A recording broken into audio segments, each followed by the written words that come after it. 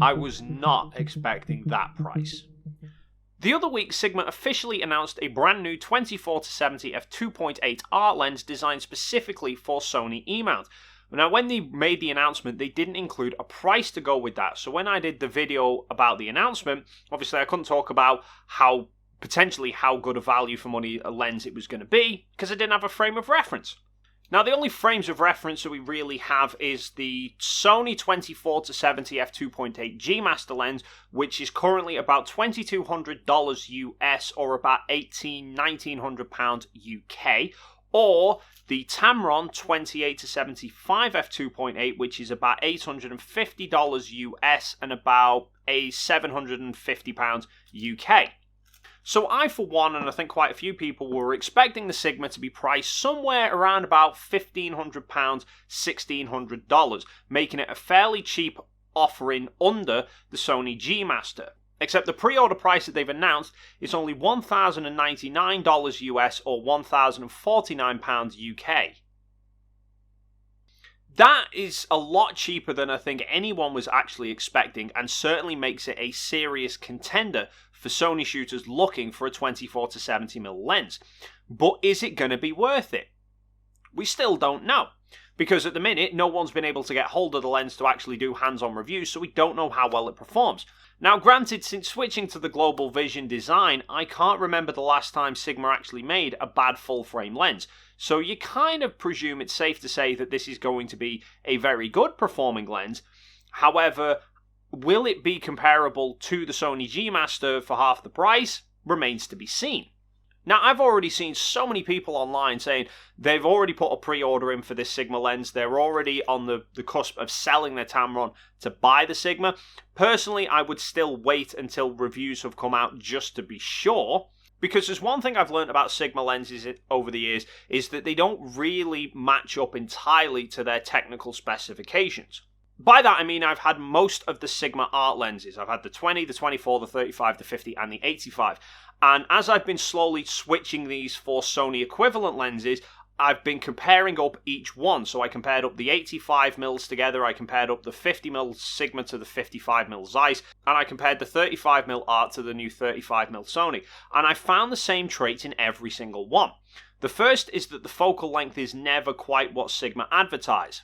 Now granted, I couldn't really do a direct comparison on focal lengths between a 50 and a 55mm, that's kind of flawed to begin with, but on both the 85 and the 35mm reviews, I found that both times the Sigmas were actually shorter than what the Sonys were offering. So just because the Sigma is stated to be a 24-70 doesn't necessarily mean that it's going to offer exactly the same angle of view as the G Master lens. It might be that the wide end isn't quite as wide. It might actually be a lot closer to the Tamron than people want, and the 70mm might be slightly shorter. The other issue I've generally found with Sigma lenses is their light transmission isn't as good as the competitors either. And by that I mean, just because it's an f2.8, that's a theoretical idea as to how much light should be passing through. But you have to measure true light transmission in t-stop values. That is actually how much light is getting out of the back of the lens. And if you look on DxOMark, they are one of the few lens reviewers that actually measures the true light transmission values for each lens that they test. And I have a few lenses here for comparison. So the Sony 24-70 f2.8 G Master lens actually has a t-stop value of 2.8. Their 16-35 f2.8 G Master has a t-stop value of 2.9, so a fraction under the theoretical. Their 85mm f1.4 G Master lens has a t-stop value of f1.5, again, a fraction under. Their 85mm f1.8 actually has a t-stop value of f1.8. By comparison with the Sigma 85mm f1.4 actually has a t-stop value of 1.8. It lets in less light than the Sony G Master and only the same amount as a lens that's 2/3 of a stop slower than it. And that isn't their only lens that causes that problem. Even, say, extreme, the Sigma 500mm f4 actually has a t-stop value of f4.8. And their 24-70 OS for DSLRs, that was the last 24-70 they released, actually has a t-stop value of t3.3.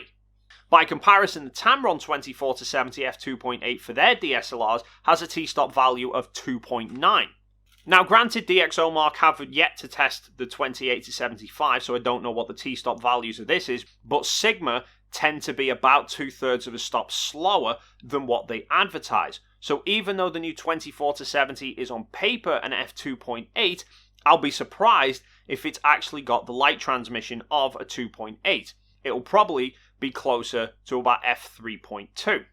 So for the many people I've already seen saying that they're going to sell the Tamron now to buy the Sigma because the Sigma's that 4mm wider, it might not actually be the case.